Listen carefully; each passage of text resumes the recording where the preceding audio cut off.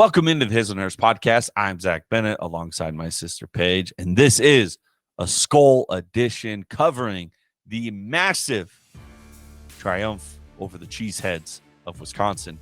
The 23-7 victory over the Green Bay Packers was a very sweet one in Kevin O'Connell's debut. A lot of things to pull. Justin Jefferson's massive game, clean and efficient performance by Kirk Cousins, and most impressively, the defense showing up and showing out, making key plays when they needed to keep that game out of reach for Aaron Rodgers and company.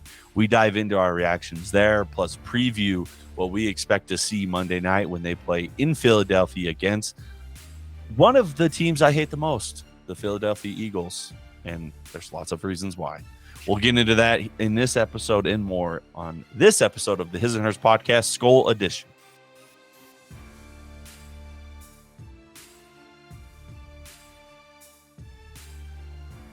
Alrighty, Paige. Week one. Oh, baby. It's the first time we've been 1-0 since was it 19? Yeah, when we beat at home that year. I'm trying to think how we opened. Oh, I'm spacing because we played Niners in Kirk Cousins' first game as a Minnesota Viking, and then we played at home against who? Little quiz. People on the other end probably being pissed because they know off rip. Because I know we played in Green Bay week 2 that year. We played the Falcons. The Falcons, that's right. Yeah, we had a blocked punt early. Adam Thielen scored the first touchdown of the year. That was a fun year. Beat the Saints in the playoff game that year. Anyway, so it's the first time that we started 1-0 since that time. So it's been a couple years. Nice to not find ourselves in a hole. Paige, what were your instant reactions to the game, and what did you make of it? Uh-oh. Okay, there you are. Did you hear my question at all? No. I said It's the first time we started since, and then you froze. And then you froze. Okay. So, yeah, the first time we started 1-0 since 2019 when we beat the Falcons at home. How does it feel to be 1-0, Paige? What were your instant reactions to that game? Instant reactions, the Vikings are going to win the Super Bowl. There we go. Here we go. There we go. The offense we got. No. Okay. How fun was it to see the Vikings offense just kind of unleashed? The pre-snap movement, I think, was so much fun to watch. Kevin O'Connell had that team moving all over the field, and it just converted into some insane yardage. Vikings score on the first drive down the field, and the whole game, offense was just going. Like, it was just smooth. I think last year we'd have these really frustrating moments of, like, we would drive down on the first play of the game and score a touchdown and then wouldn't score for 3 quarters after that. And it's just so annoying in those moments. There's like that little bit of trepidation of like, oh no, we scored the first drive. What does this mean? It's like the same thing about the Eagles game in 2018. But so it was just so fun to see Justin Jefferson and Kirk Cousins kind of unleashed. Like, it was like the play calling was what we wanted the play calling to be last year. And Justin Jefferson was just targeted so many times. And it's just showing us that, like, he's going to be the top receiver in the league if he is coached the right way and targeted the right amount of times. Oh, unbelievably so. He had an average of 4 yards of separation on every route he ran, which attributes his route running, but also attributes to the game plan that Kevin O'Connell's laying out there because of the confusion he was able to lay out. I think that first drive was beautiful in a lot of ways, but I think what it showed is we got down 4th and 1 inside the 5, and there wasn't a hesitation on his end to be aggressive and to go for it. I felt like Zimmer a lot of the times would only do it because he didn't want to have to hear about it. But he, there's a lot of times he didn't do it because it's just who he was. It was hard for him to actually change. So to see a coach, no thought, had a great play in mind with a pre-snap movement, fake jet sweep, but hit Jefferson on the flat for an easy touchdown. But really the encapsulation of what I think Kevin O'Connell's going to do for the Vikings is I think the culture's changed a lot. And we can, we've talked about that a little bit, but I think you can see it in Kirk because I think the perfect play is that one we stop them on the goal line. It's still 7-0 game. It's not like we've really created any separation at this point. We stop them at the 1 yard line and we get a first down. We get another one through a combination of running and passing. But then there's like this middle part where the clock's starting to run down and the pocket starts to break down on Kirk. He steps up, kind of ad-libbing, lofts one up to a crossing route to Jefferson. And it's a 65-yard scamper to get us inside field goal range. So we because of aggressiveness and great play calling, we took starting the ball at the 1 and stopping them on downs and turn it into 3 points for the good guys. And I think that's kind of what you're going to see is that it's attack, and attack. And that's what Adam Thielen said after the game. He's never been a part of an offense that just is always on the attack and trying to score points, not just trying to not mess it up, which I think is what Mike Zimmer was having in place while he, towards the end of his tenure in particular. Yeah, agreed. And it's just so fun to see. I mean, just some fun stats to think about just to compare it to last year. Last year, we kind of touched on this a little bit, but last year, Justin Jefferson only saw 24% of his targets against a linebacker or safety in primary coverage. On Sunday, it was at 60%, and that turned into 5 receptions for 148 yards and 2 TDs. 184 yards. 148 on his targets against the linebacker. Gotcha. And so he ended, and then obviously the 40 yards on a different coverage set. But it's just so exciting to see that Kirk Cousins, like, I think that I don't want to harp on this too much because we're going to, obviously we have 17 more weeks of football to watch, but I think you could just see a difference in Cousins and having a coach that seems to have confidence and trust in him and Cousins' decision-making. You could just see in the way that he was playing that he knew he had trust from Jefferson to Thielen to Cook to Osborne to O'Connell on the sideline. Like it was just a different Vikings team than we have seen. And I just think it's so exciting to kind of see that Kevin O'Connell's excitement and energy that he brought to the sidelines. I think it's just exactly what Kirk Cousins and all of these guys needed to kind of play at the level that they could. That's always been inside of them, but was kind of being held back by play calling and tendencies of past coaches. Yeah. And I think at the post game, in the locker room after that game, Kirk Cousins got 2 games balls, handed one out to O'Connell, handed out one to Kwesi, and gave a speech. And honestly, I know when he first got here in his first season, it became a thing where he was trying to do the pregame speech and to hype the guys up and to get them in the right headspace.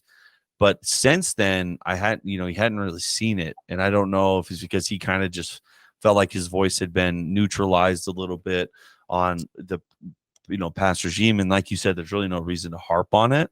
But I think it's important because I think what we're going to see this year is a Cousins when it's amazing what people behind you, if they believe in you, the people that voices matter, and if they actually believe that you can accomplish what you've been signed to do, I think it unlocks potential in people. I think that's why Matt Stafford went to LA and was able to be successful because McVay went out and got him. He wanted him, brought him in, and empowered him so that he can accomplish more than what he was doing in Detroit. So I think there's a similar vibe and similar situation.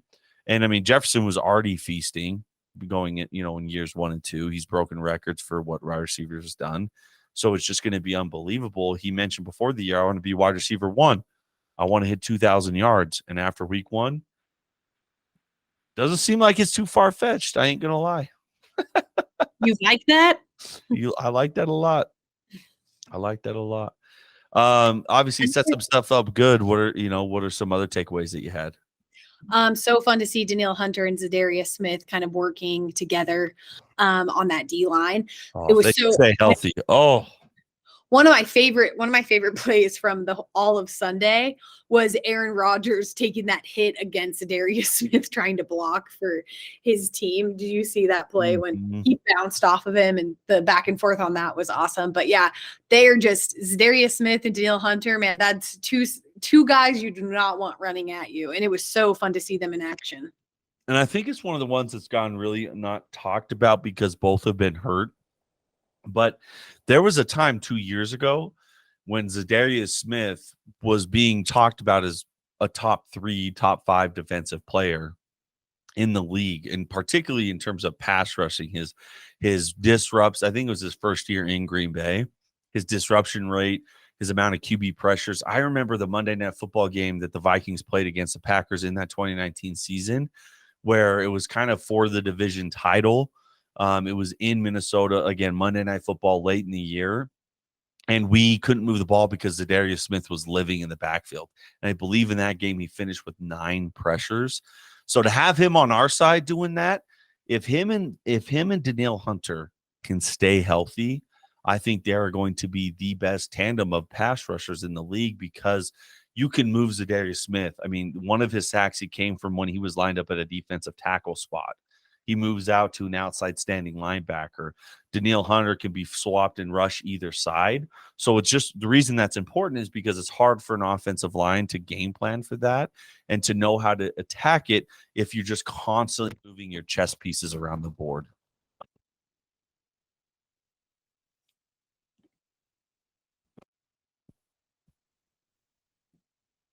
Can you hear me? Oh, you're back now. Sorry. Oh, no. Where did I break up? Chess pieces around the board, and then your face froze. Oh, okay. That was my last thought on it, so go ahead. Okay. Sweet. Did you ask me a question? No, I just was kind of ending with that, see if you wanted to. I was just staring at you, smiling at me, and I was like,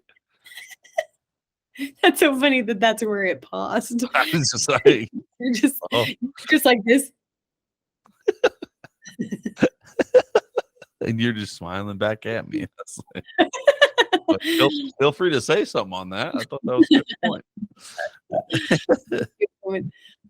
Okay, remind me what you said because now I forgot because I'm laughing.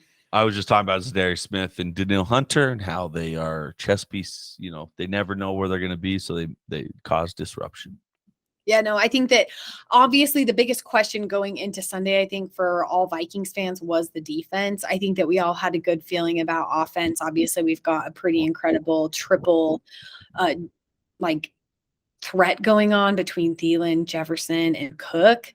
And I mean, love to throw like Madison and Osborne, like they're big playmakers. Like Madison had some big runs, not necessarily like huge yardage, but when he got the ball, like he was pounding through like 4 or 5 yard runs that were really progressing us down the field. And so it's just kind of, I think the biggest question for all Vikings fans going in was like defense. Like that was our biggest issue. And to see our defense stand up the Packers in the red zone multiple times was just like a sigh of relief for all Vikings fans everywhere, especially when it's like the third quarter and, you know, Packers go down and they score a touchdown. And so all Vikings fans are getting a little bit nervous of like, okay, we're still up, but we've seen this happen before where like other teams come back, especially a team like that has Aaron Rodgers as a quarterback. So we're all biting our nails. Obviously, we're all in the family group chat, like getting a little bit nervous about what's about to go down because of the lack of trust in the defense. And so I think it was just the best thing ever to see our defense just keep pressuring them, keep standing them up, and keep having big plays that prevented them from scoring. And so it was just so exciting to kind of see that, like, yes, the things that we were most concerned about, the Vikings clearly made improvements on. And our defense, they only let Aaron Rodgers and the Packers score 7 points, which is awesome compared to what we gave up last year. Yeah, I mean, the big thing, they didn't give up points in between the end of the first half and the beginning of the end of the second half, which if we just would have done that last year, I think we would have went 13-4. So not obviously that's possible to keep up through the entirety, but if we just don't set the record for the most given up, I think we'll be all right. So, and it's amazing where those, you know, how those games are, you know, won in those moments because we score the touchdown to go up 17-0 right before the end of the half. There's about 50 seconds left.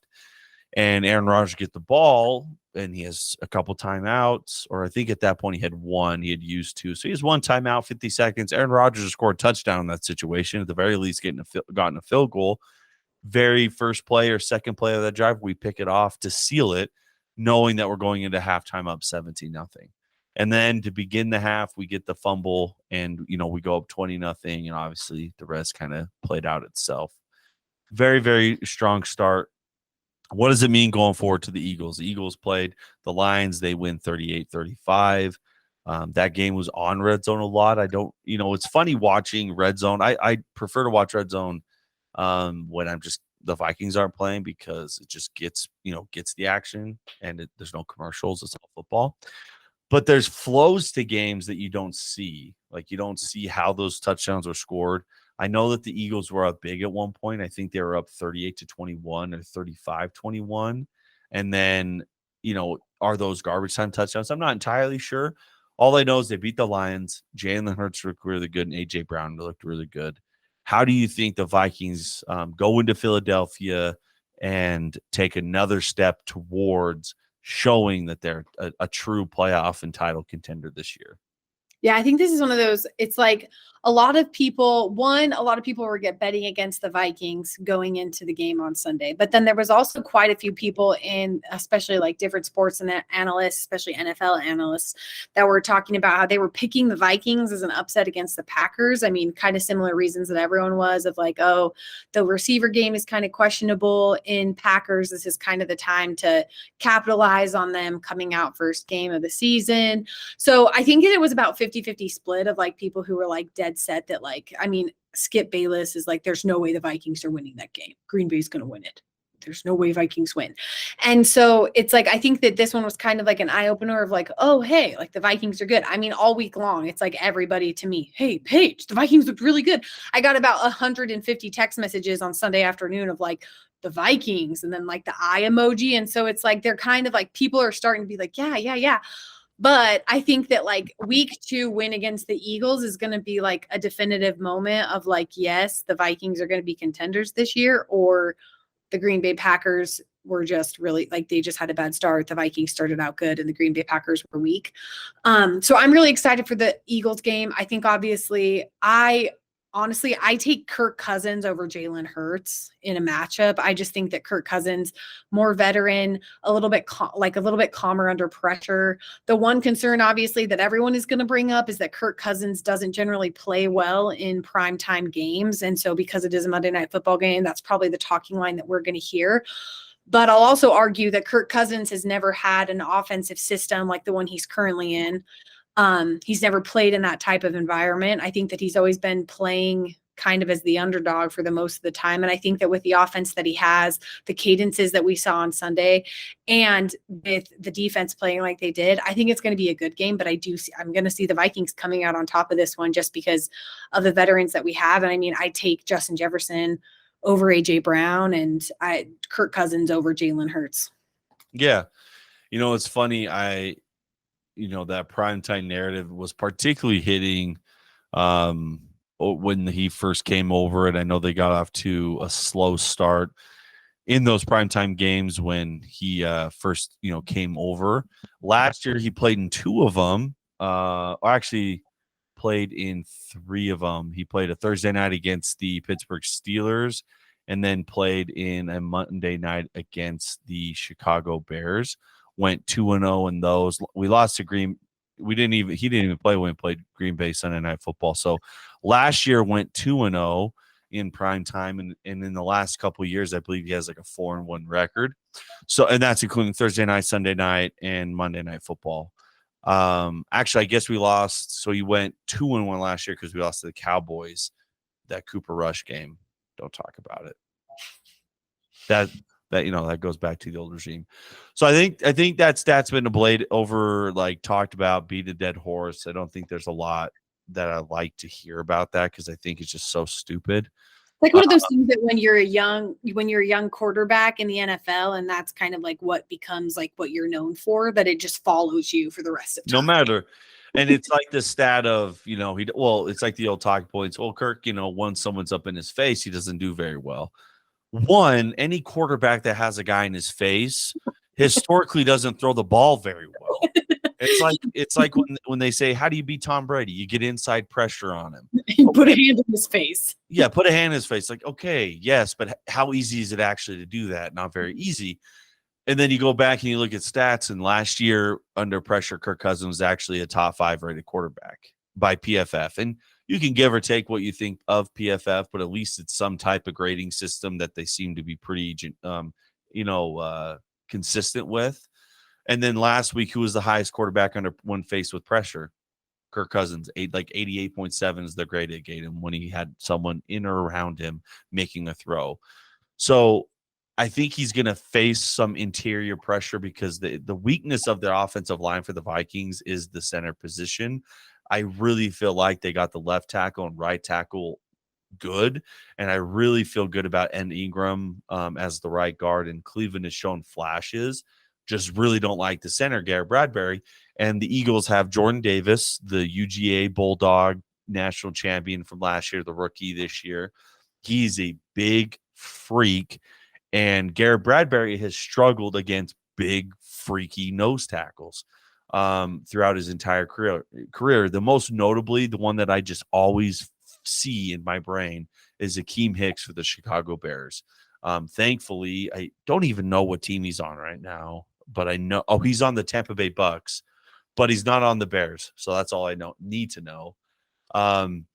That's what gives me nervousness, because quick interior pressure thwarts your running game, will slow down our offensive attack. How many 5, 6, 7-step drops we can do to really get those overarching routes from Justin Jefferson and Adam Thielen. That gives me some nervousness, but obviously their defense isn't very good if they gave up 35 points to the Lions. I don't know. That's kind of my thought. Yeah, agreed. Well, and it's like, yeah, Bradbury's just kind of been questionable. We've kind of hit on that. Oh, more than questionable. He sucks. He's terrible. He's trash. I don't want him on the team. Well, we'll just hope that this is kind of his redemption year, where it's like, oh, he didn't growing pains, and then did not get off to a good start last week. And so, but one thing I do think is that last week we did see some good runs, but we didn't see like insane running from Dalvin Cook. And so, did you know he finished with 90 yards? Yeah, and so that's what I kind of expect to see more running from with like the weaknesses that we have in Bradbury. I do foresee like more yardage coming from Dalvin Cook. And so excited to see what our run game's able to do against the Eagles. Yeah, I think the game's gonna be really good. I think that Hurts prevents a challenging matchup. AJ Brown looked like he's gonna be a very consistent target for him. It's a different type of quarterback than what you face in Aaron Rodgers week 1. And the difference is you had 5 months to make the game plan that you wanted to for Aaron Rodgers. You get, 7 days, 6 days to do one for Jalen Hurts. How do they change up what they saw? How well can we play on the road? Because obviously playing in Philadelphia at night in their home opener is going to be a whole different set of problems. Like, how good are we going to be? Because, key thing when it comes with new coaches, one of the things Nathaniel Hackett struggled with in that Monday Night Football game was just getting the plays in, just choosing a play and getting them into his quarterback, because they had 2 delay of games.